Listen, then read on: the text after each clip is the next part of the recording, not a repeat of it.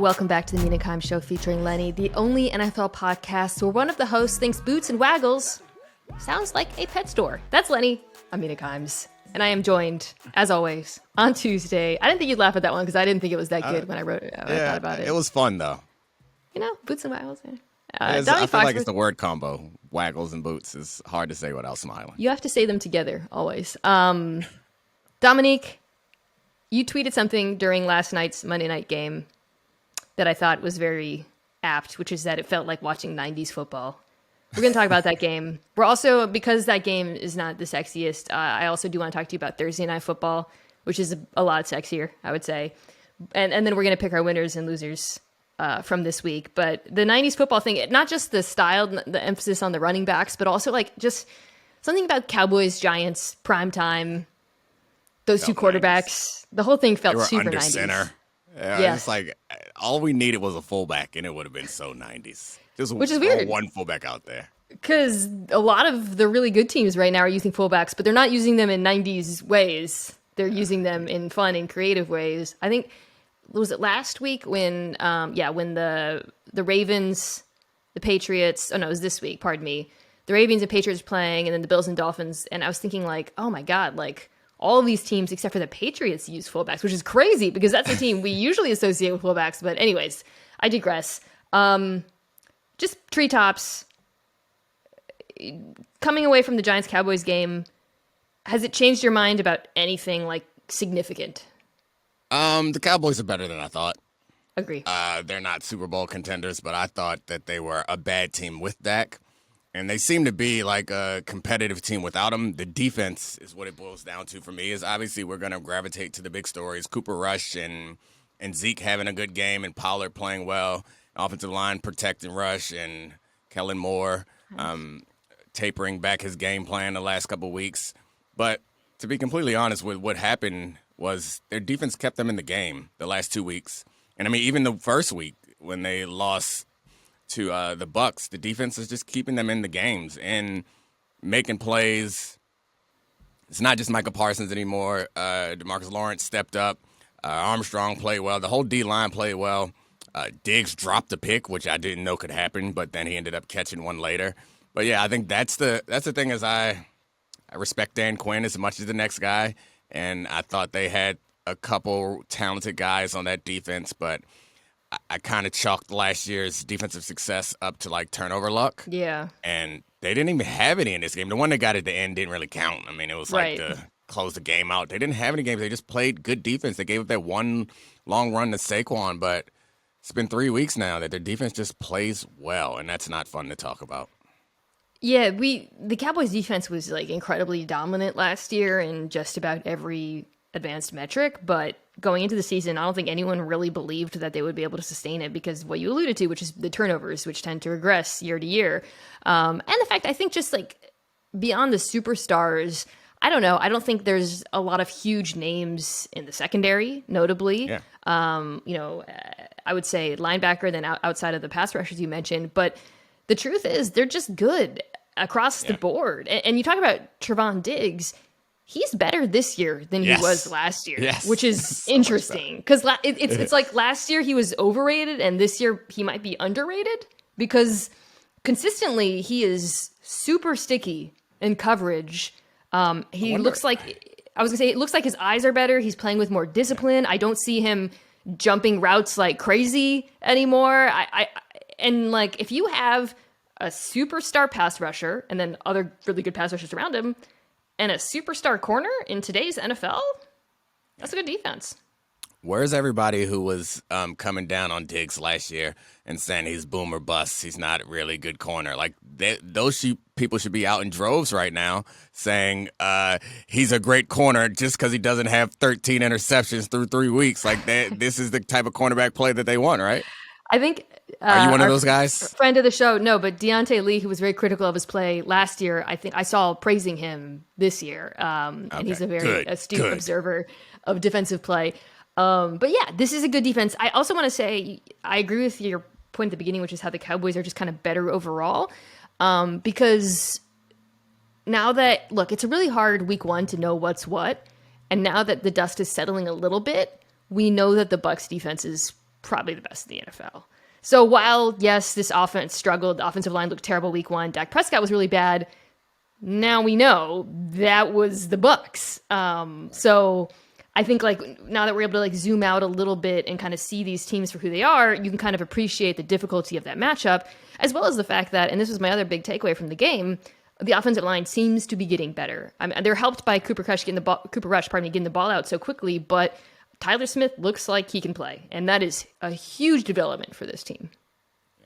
And I mean, they're helped by that, and they're helped by the two opponents that they just faced are not the Bucs. It makes it a lot better. And I do think that there's some benefit. Benefit's the wrong word. I haven't figured out how to properly articulate it, but having Dak out changes the mindset. I think with Dak in there, Kellen Moore wants to set the world on fire. He wants to let Dak cook. And that is not always the move. And I think there's something to be said for we're going to run the ball and we're going to play action, move the pocket sort of stuff, and not put a ton of pressure on offensive line. And if they don't have this dominant offensive line that they had years past, then, yeah, that's nice. Let's take the pressure off of them. And it also takes the pressure off of the quarterback. I saw like a lot of the Cooper Rush plays were, I don't want to, like high school plays comes to mind, but that feels like it's like I'm dissing them. That's not my goal at all. It's just like they're clearly designed for one person. Yeah. You know, like a lot of plays like this guy's going to be open. No matter what the coverage is, This guy's going to be open. If he's not open, check it down or tuck it or whatever. And that's like takes a lot of pressure off of him. And if your defense is going to play really well and you're going to run the ball well, you're never going to get in a situation where the opposing defense knows you're passing. And that is where we will see Cooper Rush become Cooper Rush if they're down and they just like have to throw it. I was just about to say next week they've got the Commanders, so that's easy. I think the Rams would be the one where this very sort of, simple play action centric offense. I would be curious to see how they hold up in that matchup. And of course, Aaron Donald against the interior of that offensive line is not a great matchup. And the Giants defense is really bad, but yeah, it does feel like, very good game planning, a good execution on his part. Like I got to say, absolutely, he's better than I thought. I didn't think he would be. He looks like one of the better backups in the NFL. Is where I would, and like really, we're talking about like 2 good drives, so like, and probably should have thrown some picks last week, but it's enough. It's enough, coupled with this opportunistic physical defense, and what has been a very good running game as of late. So I think I was on first take this morning with Stephen A. and Michael Irvin. Did you get any words in, or are they just yelling at each other? They were, Michael Irvin was very quiet when I was there, but I think he used up a lot of he had like a big rant at the beginning. I think he used up a lot of he's very nice, a very nice man, very sweaty, very damp. But I was optimistic about the Cowboys because look, I don't think they're on the same level as the Eagles. I don't view them as like a legitimate contender, but as far as the wildcard landscape, it's very friendly to them. And then this is a team that should get better. They get Tyron Smith back at some point. They get Michael Gallup back. The offensive line is gelling, and Dak Prescott probably had the hardest matchup of the entire season week 1. So my concern would be, I since it's that thumb injury, and maybe this is just recency bias with Russell Wilson, do not rush him back, would be my take. Right. I mean, and maybe there were more issues than just the thumb with Russell based on how he's playing now, because he's had time to have that thumb heal, and he's still not cooking. But a couple things came to mind for me in this game is I recorded my podcast immediately after, so I'm taking notes through the course of the game, trying to develop some sort of narrative to talk about. And it shifted. And I don't think I would have noticed that it shifted if it wasn't for the fact that I was taking the notes. So my notes leading up until halftime and a little bit after halftime is the Cowboys playmakers were unable to step up. They did not step up because we're looking at Diggs dropping an interception. We're looking at CeeDee Lamb dropping a pass. We're looking at Pollard break a long run but not score. On the other side, we're looking at Saquon being able to break a run and score. And it just felt like – and we also – I had in my notes they still can't get over this penalty issue. There's so many drives in the first half that ended because false starts, holdings, all this stuff. And then they prolonged Giants drives with personal fouls. And like that's so now some really stupid after ones. So not that weren't. Yeah, I mean it was that was a bad call, but there were some other ones too. I think they had, or maybe they didn't, but they had other penalties from the defensive side that prolonged drives. And I was just like, oh, this is the problem. We needed the big names to step up to help Cooper Rush, and they aren't stepping up. The Cowboys are a penalty team. They're still having those penalties, and that was what I was writing down and what I was thinking. And then the Giants took the lead, and everything changed. Everything just flipped. Then all of a sudden, they just started moving the ball and scoring. And, I mean, the defense was playing great all game. And it's just funny to me to think about how close it came to being the opposite, I guess. Yeah. And coming off these two games, they're in great shape. So it just was an interesting thought that I had. Just shows you how thin the margins are for these types of things. I think, like, if, CeeDee Lamb doesn't make that insane touchdown catch, for example, and, and if some of those Giants actually catch the freaking football, we're we're talking about the undisciplined Cowboys. We're talking about, the Lamb drop instead of the Lamb catch and how that was the difference in this game. Real quick on the Giants, I have not, I've been as critical of Daniel Jones, well, I wouldn't say anyone, more so at the beginning, and I think in recent years I've kind of softened. I think he's been better than I expected. He's not good enough to overcome his surroundings. He is just simply not one of those quarterbacks, but holy crap, his surroundings suck. I mean, which puts you in, from a take perspective, it puts us in such a challenging position, I think, because, poor us, because, watching him, I was like, I don't really know how you can judge this guy because he's being screwed by his receivers. Obviously, their protection's getting killed. But then on the flip side, he does hold on to the football too long, and he does have like a seemingly whatever the opposite of Spidey sense is. He has it where like he's just, just cruising along, oblivious to that pressure on the like. It puts you in a tough position, I think, as a New York fan, because I guess you want to move on. You probably should want to move on, but he has not been dealt a good hand. Yeah, it's been tough on him. He did get sacked 5 times last night, right? And he managed not to fumble once. So congratulations. That's improvement. True. That man loves the fumble. Even the ball with the it was who did they get on the offensive pass interference? I was on Shepard, I think, before he got hurt when he hit Diggs coming across, and it was incidental. Daniel Jones made a sick play on that, where he was like, he dodged pressure, he was rolling to his right, I forget who he found, but I was just like, damn, this dude cannot catch a break. That wasn't even his best throw. Like the other one where he had a lineman in his lap, he did like a jump pass and dropped it in that little sideline pass. Yeah, he's pretty, he's got some talent. So I think let's just wrap here. As a Giants fan, like, you feel good about your coaches, I think. They're doing the best they can with what they've got. But when you look at the last few drafts, it's just Andrew Thomas hits. I don't think the pass rush really showed up in this game. So it's still early, obviously, for some of those. And then it's still early for Evan Neal. So you can't really make too much. I guess Xavier McKinney is good. I'm just scrolling down. Yeah. Lawrence is fine. He was drafted too early, but then it is a brutal few drafts. So yeah, it really feels like. They have decisions this offseason between Jones and Barkley. My guess is that they move on from both of them, but if they keep either, they probably. They keep Barkley, but. Maybe they keep Jones because they can get him cheap. Because, like, the problem with keeping Jones is you didn't pick up his 5th-year option, so you're looking at negotiating a new contract. And if he's a starting quarterback, you're going to have to pay him starting quarterback money, which, you don't have to pay him top of the league starting quarterback money, but you're going to have to pay him more than I think anyone would be comfortable paying Daniel Jones, seeing as he hasn't proven anything. And then Saquon, obviously, anyone who listens to this podcast understands the risk of committing a lot of money to the running back spot, or anyone who's watched the Cowboys in the past couple of years. Like, we understand the risk involved in that. Daniel Jones feels like the kind of quarterback that some GM also would talk himself into. Yeah, somebody who needs a quarterback will grab Daniel Jones. Mitchell Trubisky just got another shot. Daniel Jones is better than him. I agree. I think he's better than Mitchell Trubisky. All right. Now for the sexy matchup. Let's do it. I need a word other than sexy. Enticing matchup. Alluring matchup. Provocative those matchup. are not as good. They're not as good. We have to workshop this. Dolphins, Bengals.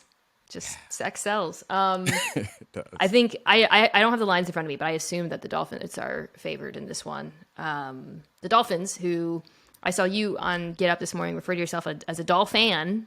Oh, Dolphin. Dolphin. Robert Griffin III said they're the best team in the NFL. I don't agree with that take, but I do think they're very good. I'm not a Dolph addict. Let's start here. Let's start from the Bengals' perspective, because obviously it's been an underwhelming start to the season for them. Last week against the Jets, they were able to get things going a little bit more, but I think the question is, okay, well, how much of that was the Bengals versus how much of it was the Jets giving them some more favorable coverage looks? Probably a little bit of both is my answer. How do you feel that they match up with the Dolphins defense that I thought just pitched a really nice game against Josh Allen? Yeah.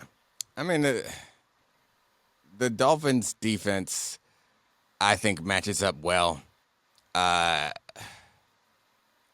maybe I'm just still looking at what happened last week, but I mean, I think Xavier Howard is very good. And I think the Dolphins are comfortable with giving up some plays because they are going to also create havoc and get some plays that go in their favor. That's the funny thing is when I watched that Dolphins game, it was like all their best plays came when they were blitzing and all their worst plays came when they were blitzing.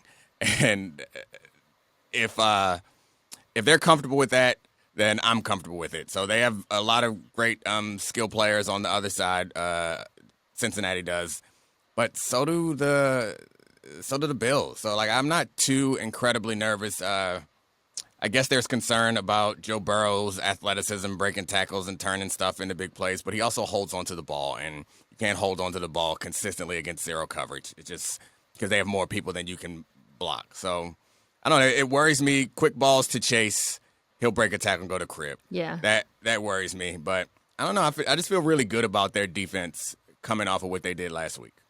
I was actually really impressed by their 4-man rush in the second, because you're right, they were kind of like living and dying by the blitz early on, where Josh Allen was slicing them up. They also like had 2 sacks and forced a fumble, but in the second half, 2 fumbles. The second half, when they stopped blitzing quite as much or started just simulating it more often, I thought Ogba and Melvin Ingram were fantastic, and that was something that really jumped out to me. Is like, oh, they can do the style of defensive play that is in vogue right now, which is you don't blitz, you sit back, you just force the offense to work underneath, which is what they did to Buffalo. And then, of course, it worked out for them, with those goal line stops. And I think that's what they should do against Bengals. Don't blitz Joe Burrow. I mean, I am still unconvinced by the Bengals' ability to solve those looks.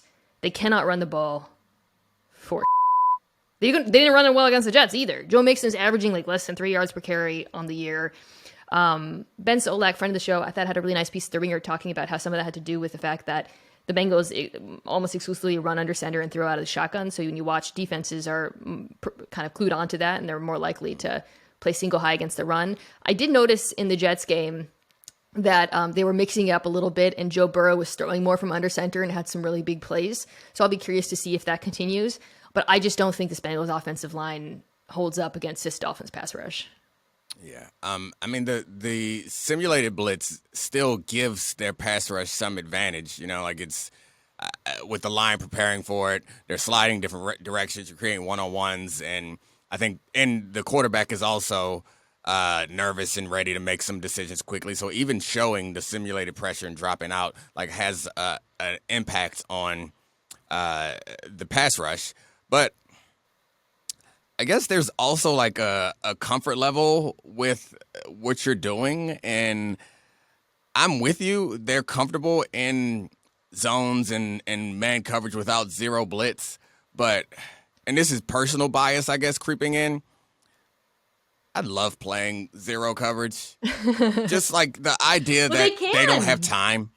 Yeah. Yeah, I know. Like, I would rather do that as a corner than like have a 4-man rush and play man. Like, I'd rather not have a safety cover me because, like, I don't know, the quarterback's under pressure. It just feels better. So I don't know. I guess I'm just speaking. I understand Joe Burrow is better against man coverage, but I'm speaking as someone assuming Xavier Howard is comfortable in zero coverage. I'd rather he's commit one way or the comfortable. other. Yeah. But I mean, you know who else loves zero coverage? Jamar Chase and T. Yeah. Like, the one thing I will say about the Dolphins, part of the reason they're able to do that isn't just up front, but we talk about Xavier Howard a lot. The other thing that really jumped out to me in the Bills game, I think Javon Holland might be one of the best free safeties in the NFL now. He was spectacular, and he is.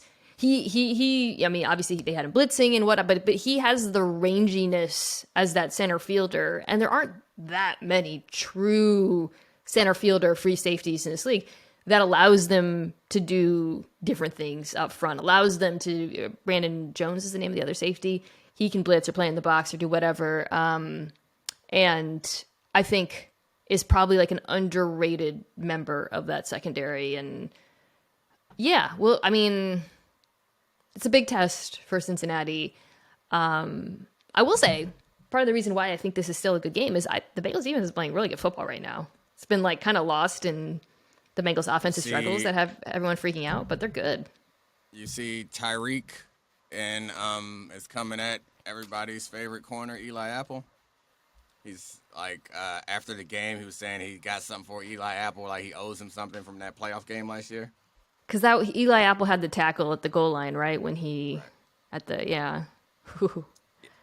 I mean, I just, as a corner, can't, like, having Tyreek Hill call you out is not a fun place to be. But Eli Apple is better than me. He'll be all right. But that stinks. Do you think he'll be all right? Do you think this defense can, I mean, because I said they're playing good, but that should come with a caveat, which is they've played pretty bad quarterbacks. And Yeah. they kind of are I mean, exactly who they fair- were last year, which is like well coached, good tackling, decent pressure up front. I thought Trey Hendrickson was really good in this last game. But like, is it enough against, the Dolphins track meet? Yeah, the Dolphins track meet it's scarier on paper than it is on the field. Like, they had the one quarter against the Ravens. The Pats game was not bananas.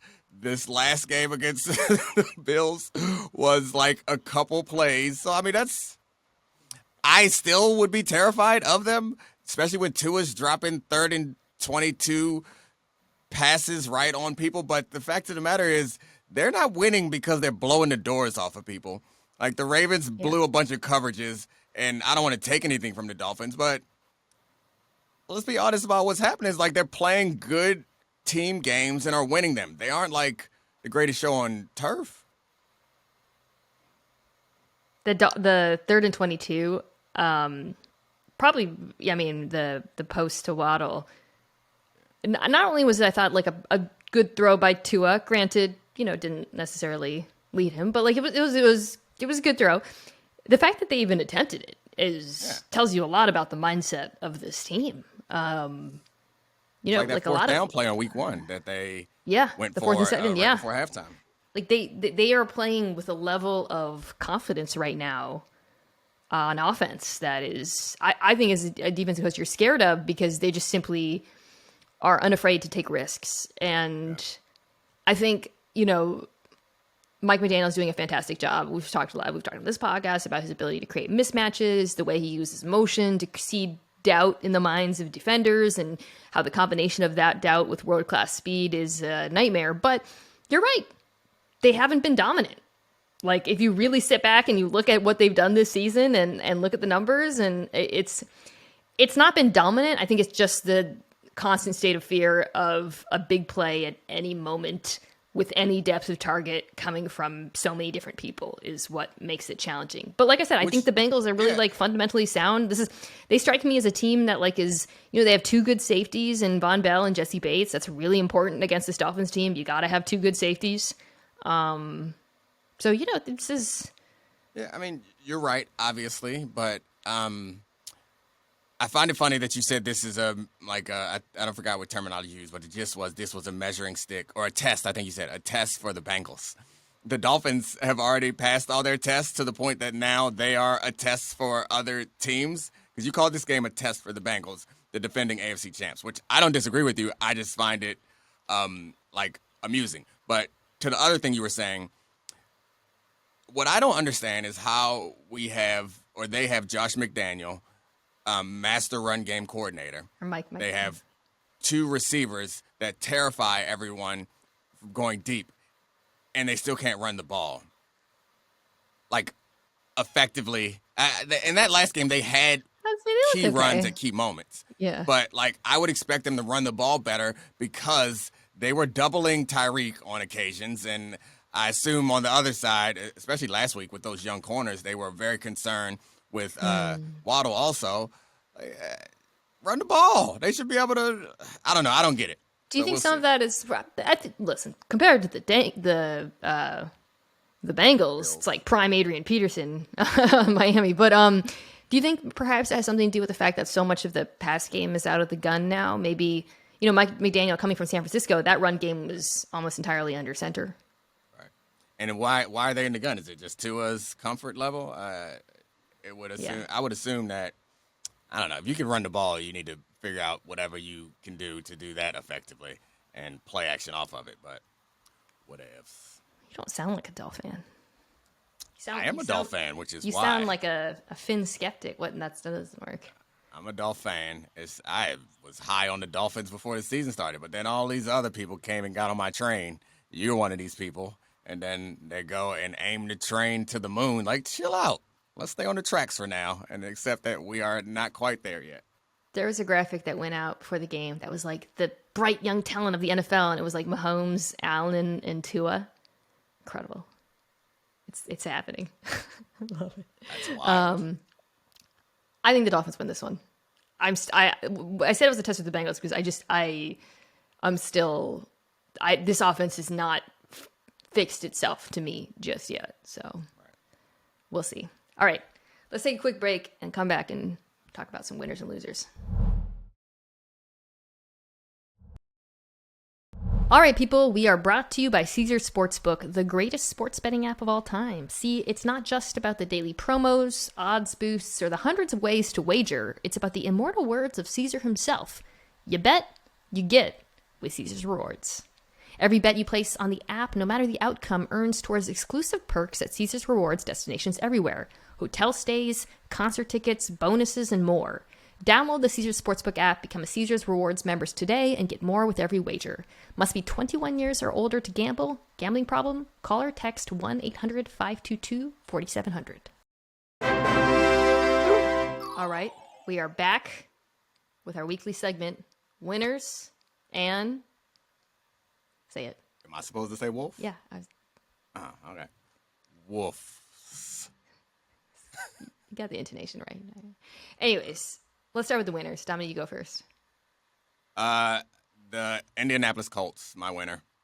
Whew. We may not be able to say their names again in the course of this season on the winners column, so we should give them this winner now because this is going to be the biggest win they had all year, and I guess it should be. I mean, they have not been impressive. They beat this very good team, and so I didn't watch this game live. So I went back to watch it to see what happened and wanted to see them play well, and I did not see them play well. I saw special teams faux pas and mishaps and drop touchdown passes and Mahomes and Bieniemy bickering. Like I did not leave that game feeling like, oh, Colts. A problem in the South? No.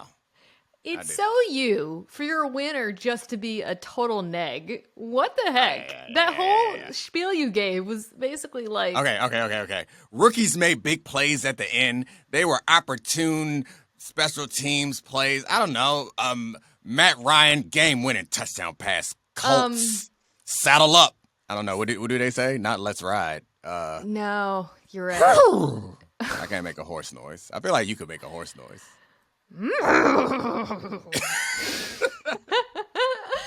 We tried to do dolphin noises on NFL Live the other day, and Marcus Spears got it. And I realized I can't do that. It's like a soft bark.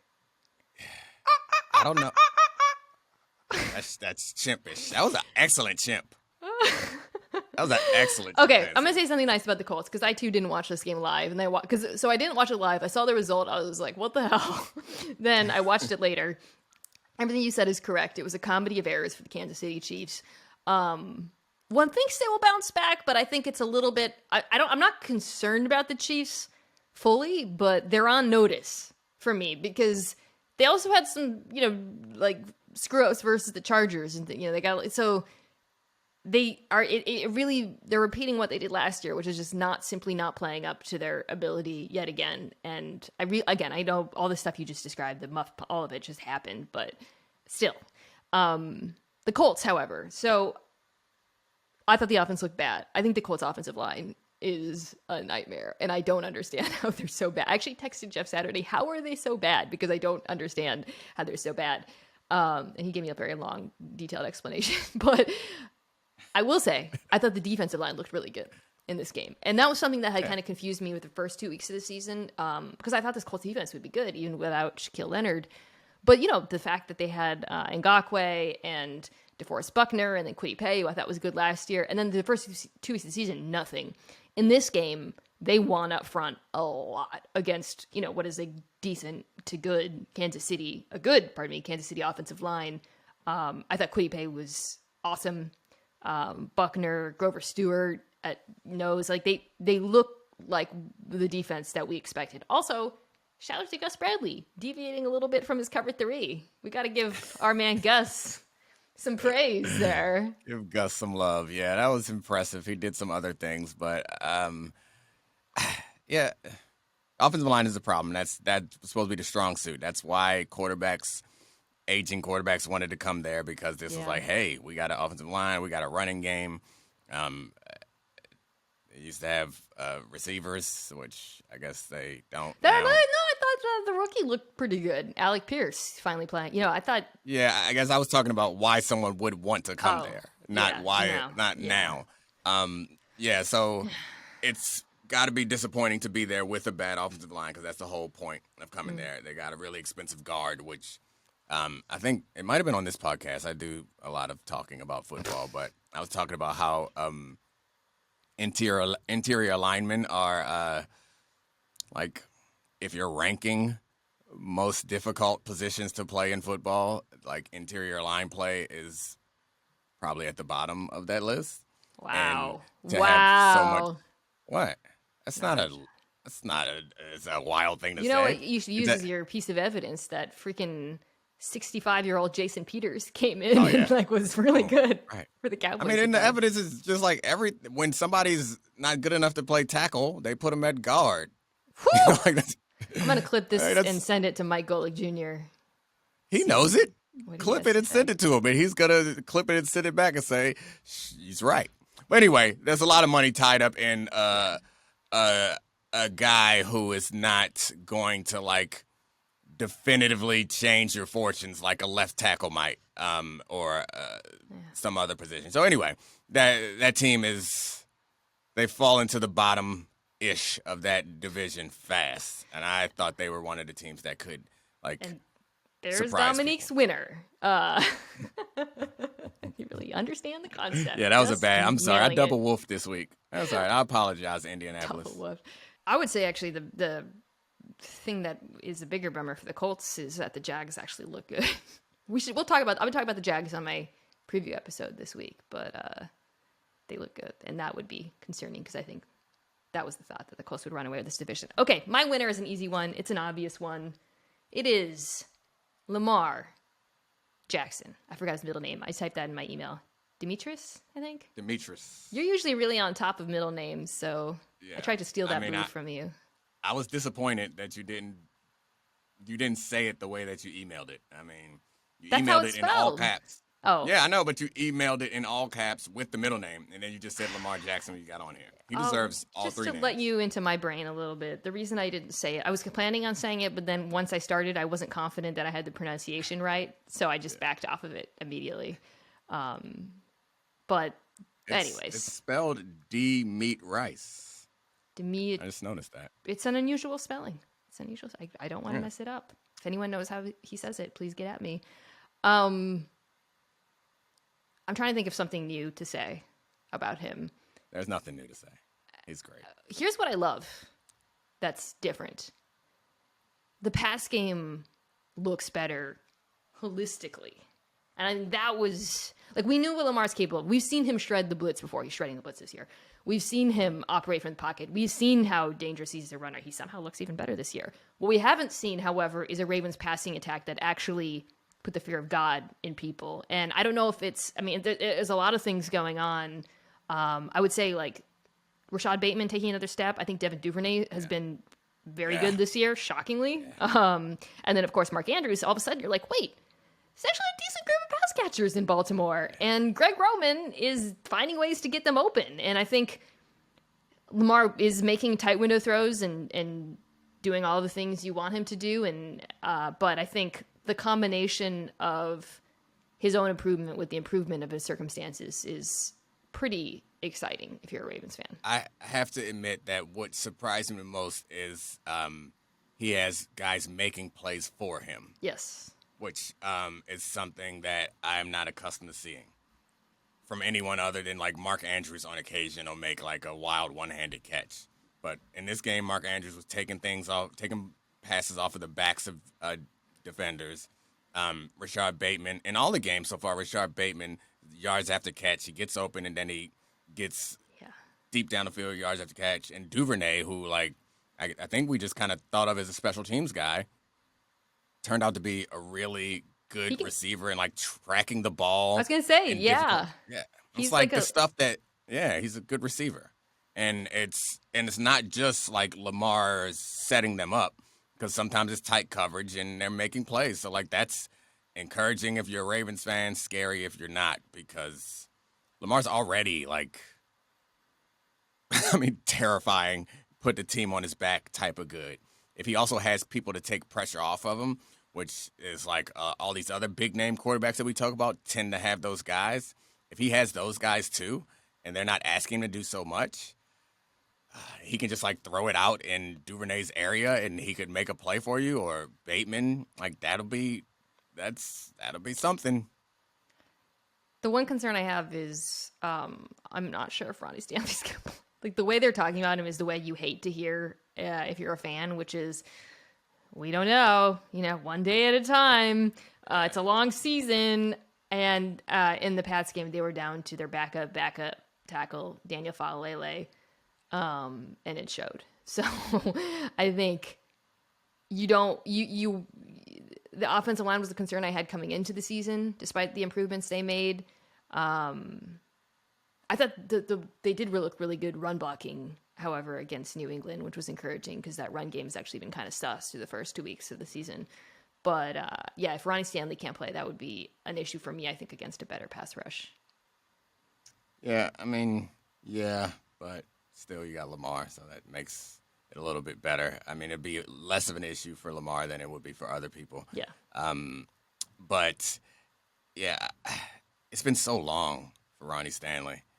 Like, it's so concerning. Glad he got paid when he did for him and his family or whatever, but it sucks because he was, like, one of the best tackles in football and was young, and it just feels like him and Lamar were going to be together for a while and doing special things, and he hasn't been there in a couple seasons, and it's terrible. And there's no, there's no prognosis for, like, oh, yeah, we're just working through some things. He had a minor setback. It's just like, Yeah. Well, hopefully sooner rather than later. I mean, they're winning without playing him, well on defense, though. Yeah. Corners They play better on defense in this one, which was encouraging. All right. Woofs. You go first. All right. My wolf, Washington Commanders. Carson Wentz got sacked 9 times.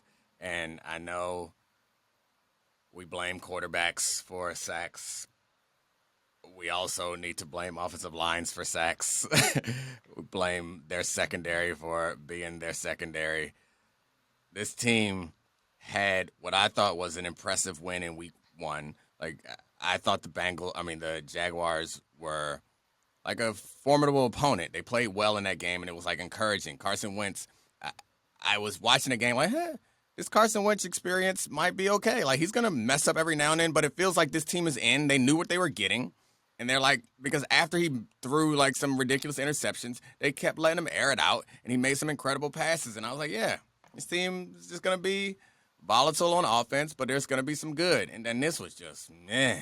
And that, like, I think also on the heels of more news about the owners trying to push Daniel Snyder out just made me think this whole organization, the history of it, the recent history, the long-term history, the most recent game, it just is, and I live in D.C., it's just a sad, sad place for the organization to be, and they keep rolling Ron Rivera out there to make him say something that's supposed to make us feel better, and it doesn't work.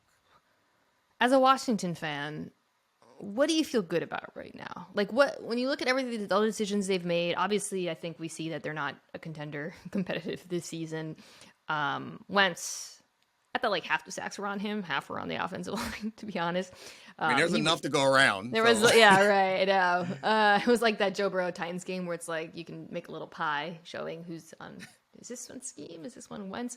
I mean, he really holds onto the football way too long. I think I grabbed this afterwards. He has the 7th longest time to release, but all the other quarterbacks are dual threats. I mean, he can move, but we're actually there was one quarterback. Let me see. Cousins but he boots out a lot too, which the thing that's most concerning is 35% of his pressures turn into sacks, which is the second highest in the NFL behind Daniel Jones.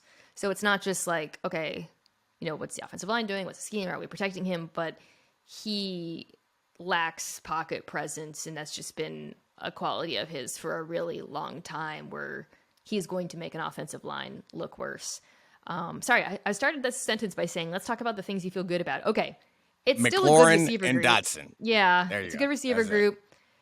Jonathan Allen is good. Yeah. Sweat, I mean, good. Yeah. Young will be healthy eventually. Young will be healthy. The secondary was missing some guys, but they're bad. Yeah. Davis has been really up and down. I mean, look at the draft picks in recent years. I guess Cam Curl is a safety. He's okay. Like, it's just, you start wondering, okay, what can we build around here? And it does feel like they're in a pretty, I would say not too dissimilar from New York, honestly. I mean, with New York, I think there's like some juice around that team because the head coach people like, but it's a similar state of play where they're, you're kind of looking around, you're looking at the last 2 drafts and you're questioning, okay, who is our core that we're going to rebuild around? They're not there.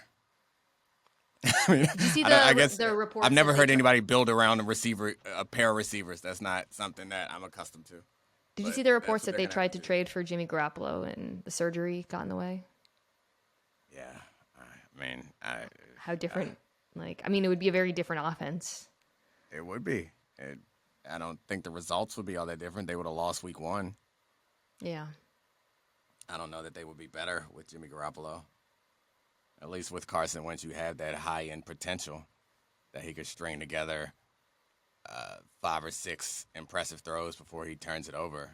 I mean, I don't know if that's good or bad. I'm just saying at least you have that. With Jimmy Garoppolo, you don't have that.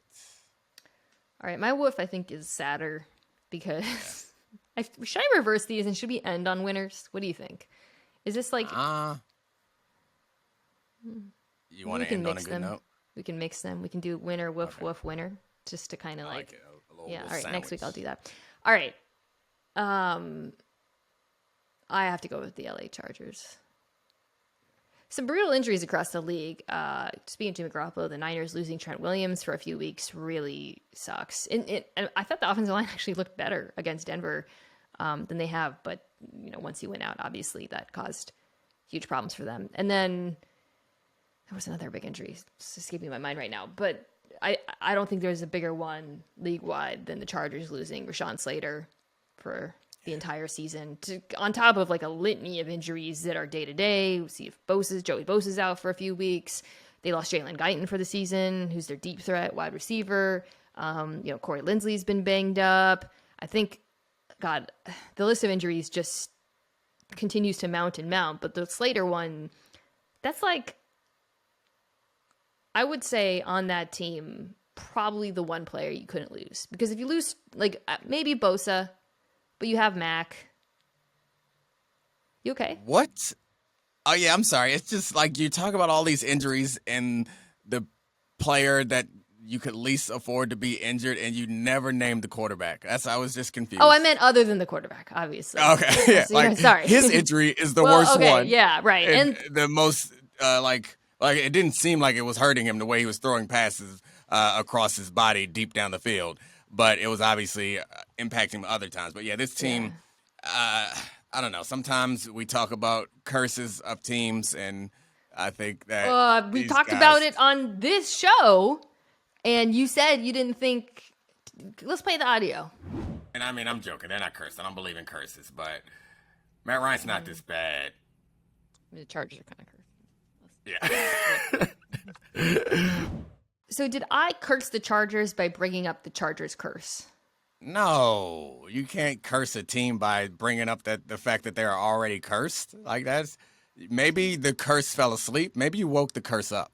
The curse heard its name and was like, oh yeah, let's get back to it. Well, I don't know what it's going to take. I mean, you could say it's like, the city of San Diego because they left, but the freaking Rams left St. Louis and then won a Super Bowl. So the curse doesn't apply to them. I mean, and the Chargers were cursed in San Diego. Like, yeah, right. They this were curse goes the back. same situation. Like, this is, I don't know what they did somewhere along the line, but they need to right this wrong.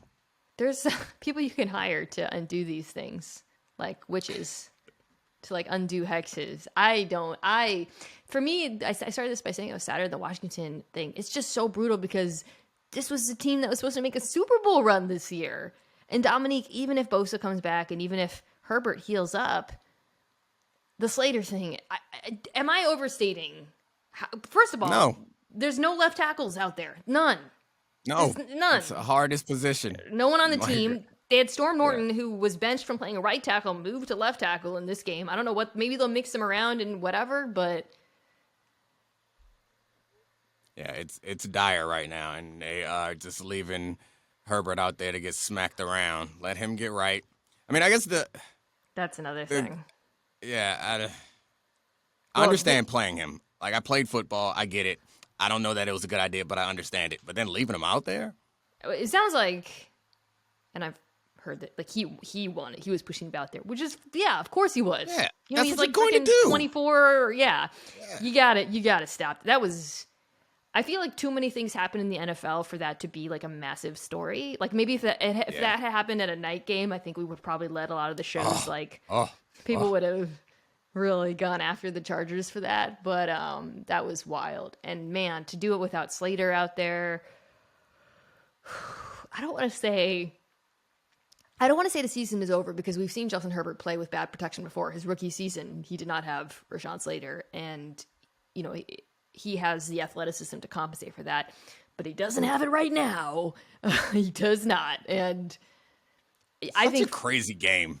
I'm sorry, I just like there's no other professional sport that injuries are so inevitable. Like, every sport, injuries are impactful when they happen, but there's no other sport that I watch regularly that, like, injuries are so inevitable. And, like, you're entering the season, and, like, basketball, it's a good chance you're going to end the year with your same starting five. Like, your 7-man rotation going to be your 7-man rotation. Baseball, similar thing. Like, whatever other sports. It's just so crazy that we do so much analysis, but we know that 2 or 3 important guys on every team are going to miss a substantial amount of time. And then we go into the season and talk about this like we know it. And then everything is turned on its head after 3 weeks. Also, the nature of his injury, the rib cartilage, something about rib injuries that are so much more graphic to me. Maybe it's because I eat ribs. You can, like, visualize them. Well, you imagine, they, like, protect all the good organs. Yes! Like, with the exception of your brain, really all the good ones, all the ones that you need are protected by your ribs. You got a cranium and ribs. Those need to hold up. I feel like ribs should be something you can replace, like Wolverine, with, like, titanium. Well, cartilage you can't, though. Oh, right, it's this cartilage, yeah. So that made ugh. I don't know. It just seems so painful, too. It seems so painful. I think I've never had anything like that, but I've heard, like, even breathing hurts. And I mean, I'm sure it doesn't hurt in the game because they put all types of things in there. But I guarantee you, 6-7 hours after the game, that thing is on fire. Brutal. All right, let me ask one more question. Do you think the Chargers are done this season?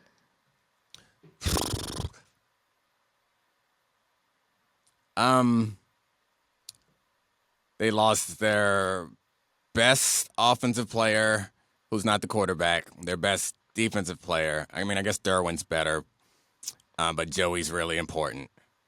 And their quarterback is hobbled, and they're in a tough division. The problem with that is everybody else is, like, beatable, too.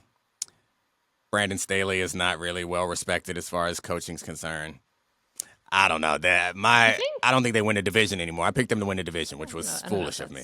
That's not true about the coaching. But yes, I don't think they're done because I think the quarterback is so good that if he can retain a modicum of health, we saw what he did with a bad offensive line his rookie season, right? And he's a better quarterback now. However, they are no longer like a favorite the way they were. Now I view them as like on the wild card fringe, which that is a woof. All right, Domonique, let's do better next week. More positivity. Because we really did woof, woof, woof, triple woofs. Yeah, we did. Yeah. I'm sorry, that's on me. I brought a winner that was really, I just really planned on woofing them. I'll be better next week. True winners next week, I promise. All right, I'll see you then. All right, buddy.